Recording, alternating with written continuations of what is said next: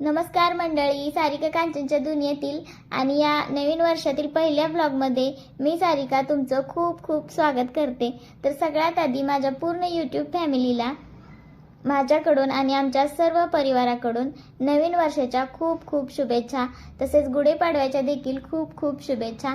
येणारे नवीन वर्ष हे तुम्हाला सुख समृद्धी आणि भरभराटीचं जावो, तसेच तुम्हा सर्वांना उत्तम आरोग्य लाभो हीच ईश्वरचरणी प्रार्थना करते। आणि आज आपल्या ब्लॉगला सुरुवात करूया। तर आजचा ब्लॉग खूप इंटरेस्टिंग होणार आहे, ज्यामध्ये आम्ही गुढीपाडवा कसा सेलिब्रेट केला ते तुमच्यासोबत शेअर करणार आहे। आणि बरोबरच मी 2 दिवसापूर्वी जो व्हिडिओ अपलोड केला होता त्याविषयी तुम्ही जे प्रश्न विचारण्यात आले होते, तर त्या प्रश्नांची देखील उत्तरं मी या व्हिडिओमध्ये तुमच्या देणार आहे। तर कसं होतं ना, व्हिडिओमध्ये असा समोरासमोर व्हिडिओ करण्यापेक्षा ना या व्हिडिओमध्येच तुमच्या प्रश्नांची उत्तरं देण्याचा मी प्रयत्न करणार आहे। तर आपला हा व्हिडिओ तुम्ही नक्की बघा।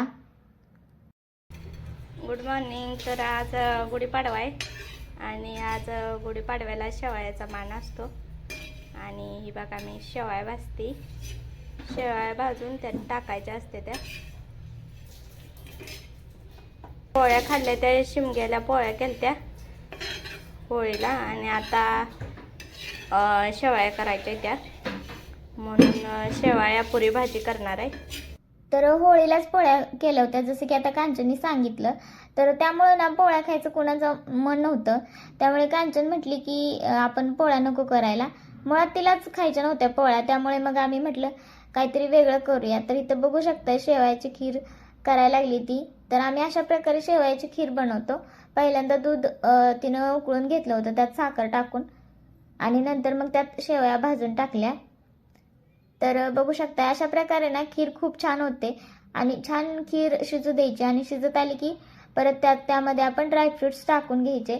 तर जास्त ड्रायफ्रुट्स आम्हाला खीरीमध्ये आवडतच नाहीत, बदाम फक्त आवडतं, त्यामुळे इथं बदाम टाकून घेतलेला आहे आणि वेलची पूड घेतलेली आहे। तर खूप छान होते खीर अशा प्रकारे अशी बनवल्यानंतर, जास्त ड्रायफ्रूट न घातल्यावरती।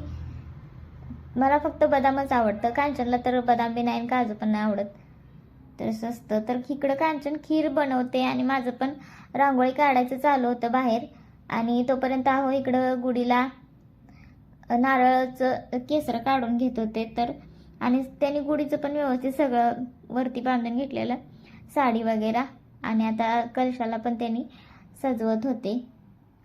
तर असं सकाळ सकाळचं छान प्रसन्न वातावरण होतं। आता दरवर्षी ना मी इथं नसतेच गुढीला, तर कसं होतं माहिती आहे का, या वेळेस ना म्हणजे आबूला सुट्टी असते भाऊजींना, त्यामुळे त्यांनी ना गावाकडेच असतात। त्यामुळे दरवर्षी मी ना मार्चमध्ये गावाकडेच असते। तर त्यामुळे ना 2 वर्ष मी नव्हतेच इथं, तर 2 वर्षानंतर इथं मी आहे गुढीपाडवा सेलिब्रेट करण्यासाठी, नाहीतर मी माझ्या माहेरीच असते। तर बघू शकता इथं मी छान रांगोळी काढून घेतली होती। आणि मला तशी बऱ्यापैकी रांगोळी व्यवस्थित काढता येत नाही, तरी पण असं काढण्याचा प्रयत्न केलाय, जास्त काही नाही, गुढीपाडवा फक्त लिहिलंय इथं, बघू शकताय तुम्ही। आणि ही आहे आपली गुढी। तर तुम्ही कशा प्रकारे गुढी उभा करता ते देखील मला कमेंट करून नक्की सांगा। आणि रांगोळीचा प्रॉब्लेम झाला होता, कारण रांगोळी ना व्यवस्थित पडत नव्हती, व्हाईट कलरची होती ती, पूर्ण अशी पिठासारखी रांगोळी होती, त्यामुळे काही डिझाईनच बनवता येत नव्हतं। त्यामुळे मी फक्त एक साधं नाव काढलं होतं गुढीपाडवा म्हणून, आणि नंतर हे केलं होतं, सोबत थोडीशी नक्षी काढली होती। तर इथं बघू शकताय माझं आवरून झालंय, कांचनचं अजून आवरायचं चालू आहे, कारण ती खीर बनवत होती आणि बनवून। तर आज आहे गुढीपाडवा आणि तुम्हाला सगळ्यांना गुढीपाडव्याच्या हार्दिक शुभेच्छा।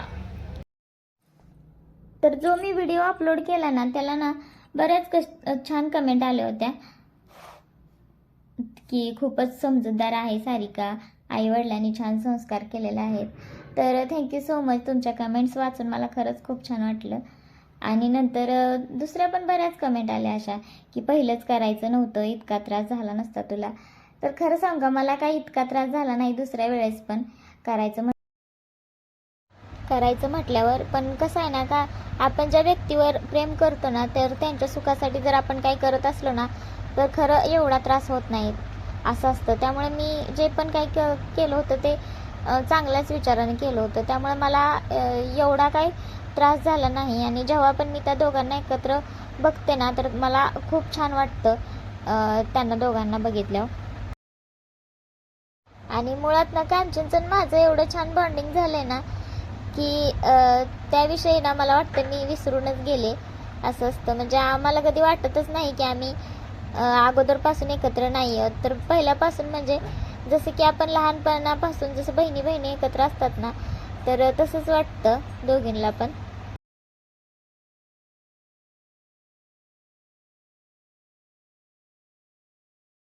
आणि दुसरं म्हणजे आजकाल ड्रायव्हर म्हटले की पहिल्या लग्नाला कोण मुलगी द्यायला तयार होत नाही आणि दुसऱ्या लग्नाला कसं काय मुलगी दिली.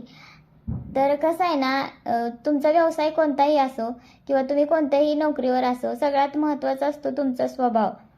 आणि मुळात स्वभावाला बघूनच कोणतेही आईवडील ना आपली मुलगी देण्याचा विचार करत असतात. पैसे काय कोणत्याही मार्गाने म्हणजे कोण शेती करत असो, कोण ड्रायव्हिंग करत असो, कोण सरकारी नोकरीला असो, तर असं असतंय त्याचा स्वभाव कसा आहे ते माहिती असायला पाहिजे. मुळात ड्रायव्हर असो किंवा कोणीही असो ते सुखाने राहतात ना ते महत्त्वाचं असतंय. जास्त पैसा असो कमी असो दोघे पती पत्नी खुश असले पाहिजेत असं असतं. आणि कसं होतं ना ड्रायव्हर म्हटले की नाही प्रत्येकाच्या मनात विचार येतो की त्याला काहीतरी व्यसन असेल. आणि सगळ्यांचा असा गैरसमज झालेला आहे की प्रत्येक ड्रायव्हरला ना काही व्यसन असतं. कदाचित असेल देखील ते खरं. पण आता आमच्या होऊन कोणतंही कसलेही व्यसन नाही. आणि मुळात हाच स्वभाव ना कांचनच्या पण आई वडिलांना खूप आवडतो आणि माझ्या पण आई वडिलांना खूप आवडतो. आणि आम्ही दोघी खूप सुखात आहोत.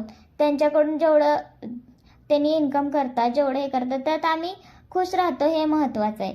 आणि आता तुम्हीच विचार करा आणि मला कमेंट करून सांगा की त्यांचा स्वभाव कसा इतका छान असेल की दोन्हीही आई वडील निवांत राहतात. म्हणजे तिचे आई वडील देखील आणि माझे आई वडील देखील.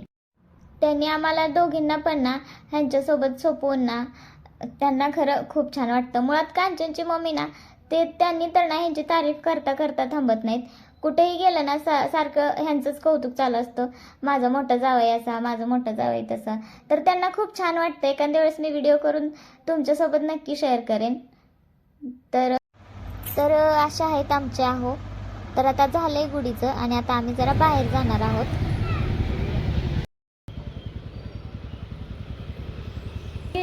आम्ही उभारली गुढीचं पूजन झालं आणि नंतर अचानक ना मला ताईंचा फोन आला होता. तर या आपल्या ना फॉलोअर्सच आहेत. म्हणजे आमची बाजारामध्ये ओळख झाली होती. सबस्क्रायबर होते ते आपले आणि त्यांनी आम्हाला बाजारामध्ये भेटले होते. आता मी मागच्या वेळेस पण यांचा व्हिडिओ केला होता तेव्हा सांगितलं होतं. आणि नंतर मग आमची अशीच ओळख झाली. तर त्या ह्यांना भाऊ म्हणतात आणि आम्हाला दोघींना पण असं वहिनी म्हणतात. तर त्यामुळे मग आमचे खूप छान रिलेशन झाले. तर त्यांनी ही गाडी घेतली होती त्यामुळे त्यांनी आम्हाला गाडीची पूजा करण्यासाठी बोलवलं होतं. तर म्हणूनच आम्ही गेलो होतो तिकडे आणि सकाळी फक्त शेवयाची खीर केली होती त्यामुळे आम्हाला लवकर घरी पण यायचं होतं आणि तिकडं पण जायचं होतं. तर त्यांनी खूप रिक्वेस्ट केली की ताई तुम्ही या म्हणून. आणि त्यामुळे मग म्हटलं चला जाऊन येऊया म्हटलं. मग इथं पण आपले बरेच सबस्क्रायबर भेटले. तर त्यांना पण आम्हाला भेटून खूप छान वाटलं. पण आम्हाला पटकन घरी यायचं होतं त्यामुळे त्यांच्यासोबत काही जास्त व्हिडिओ वगैरे बनवायला नाही भेटले. तर येताना मग आम्ही गाडी पुजायला यायचं म्हणून त्यांच्यासाठी आहेर आणला होता. म्हणजे साडी टोपी आणि केळी पण घेऊन आलो होतो. तर मग तेच कांचनने इथं परत ठेवून गाडीची परत अजून एकदा व्यवस्थित पूजा करून घेतली. तर ना आपल्या यूट्यूबमुळे इंस्टाग्राममुळे ना असे बरेच आपल्याला खूप लोक जोडली गेलेले आहेत. म्हणजे आपले फॉलोअर्स ताई आहेत, सबस्क्रायबर्स आहेत आणि बरेच जण असे प्रत्येक जण जेव्हा पण आम्हाला भेटतात ना तेव्हा त्यांना खूप छान वाटतं. मग ते त्यांचा कॉन्टॅक्ट देतात, आम्ही त्यांचा कॉन्टॅक्ट देतो. तर असं एकदम असं छान बॉन्ड तयार होतो सगळ्यांचा आणि सगळी फॅमिली असं फॅमिलीसारखं असल्यासारखं वाटतं. आता सांगलीत पण बऱ्याच अशा ओळखी झालेल्या आहेत यूट्यूबमुळे आणि इंस्टाग्राममुळे. तर त्यामुळे खूप छान वाटतं. नंतर ताईंनी आहोंचे आशीर्वाद घेतले आणि आशीर्वाद घेतल्यानंतर मग फोटो वगैरे काढले. तर त्या खूप मानतात आहोंना आणि आम्हाला दोघींना पण एकदम सख्या भाऊजाईप्रमाणे आणि त्यांना पण सख्या भावाप्रमाणे. तर खूप छान वाटतं त्यांच्या इकडे आल्यावर. तरी त्यांच्याच दारातली परसबाग आहे आणि तेथील झाड आहे ती बघू शकताय तुम्ही. म्हणजे सोनचाफा, चाफा अशी मोगरा, जाई जुई अशी बऱ्याच प्रकारची फुलझाडे होती तिथं. तर आता आम्ही आलोय पूजा करायला गेलो तिकडं ताईच्या तिकडं. आणि आता स्वयंपाक बनवायला लागलोय. तर पोळ्या खाऊन लय बोर झालं होतं, त्यामुळं मग कांचन म्हटली पोळ्या नको करायला. त्यामुळं आम्ही आता शेवायची खीर आणि पुरी भाजी असा मेन्यू बनवणार आहे. हां बस थोडं कांचन पुऱ्यांचं पीठ मळून घ्यायला लागली आहे. आता मला ह्या साडीतनं लय उकडायला लागले, तर आता मी चेंज करते साडी. तर इथं मी पुरी भाजी करून घ्यायला लागली. तर भाजी एकदम आमच्या सांगोल्याच्या पद्धतीने करणार आहे. तर आम्ही सांगोलचं आहे. आता बऱ्याच वेळा विचारतात ना गाव तुमचं कोणतं आहे, तर आमचं ना सांगोल्याकडे गाव आहे चिकमोहत. तर बघू शकताय त्याच पद्धतीने मी भाजी करणार आहे. आता गावाकडे पुरी भाजी म्हटलं ना तर पहिल्यांदा आठवते ती मटकीची भाजी आणि बटाटा. तर त्याचीच मी भाजी करणार आहे. तर बटाटे मी शिजवून घेतली होती आणि मटकी पण म्हणजे मिक्स स्प्राउट घेतले होते, फक्त मटकी नव्हती, तर मिक्स होतं ते. तर इथं बघू शकताय तुम्ही कांदा इथं टाकून घेतला. त्याआधी मी जिरं मोहरी टाकलं तेलात, नंतर आलं लसूण खोबरं आणि कोथिंबीरचं वाटण टाकलं होतं. तर हे वाटण ना मी दोन्ही प्रकारे वापरणार होते. म्हणजे मी भातासाठी पण म्हणजे व्हेज पुलाव करणार होते सोयाबीन टाकून, तर त्यासाठी पण आणि नंतर भाजीसाठी पण मी ते एकच वाटण वापरलं होतं. तर बघू शकताय कांदा आणि ते वाटण मी व्यवस्थित भाजून घेतलं आणि नंतर हे मिक्स स्प्राउट होते ते त्यात टाकून घेतले आणि ते पण असं छान परतून घेणार आहे.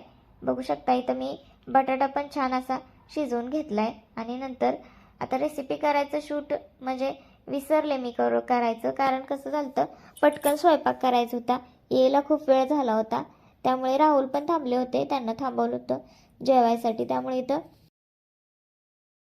आणि आता फायनली सगळा स्वयंपाक झालाय.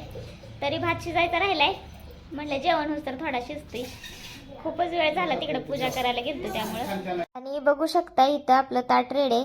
तर यामध्ये पुरी आणि बटाट्याची आणि मटकीची मिक्स भाजी आहे आणि नंतर शेवायची खीर, पापड आणि काकडी आणि कांदा. तर एवढं सगळं आहे. भात आपला शिजतोय आणि नंतर आता जेवण वगैरे करून घेतलं सगळ्यांनी.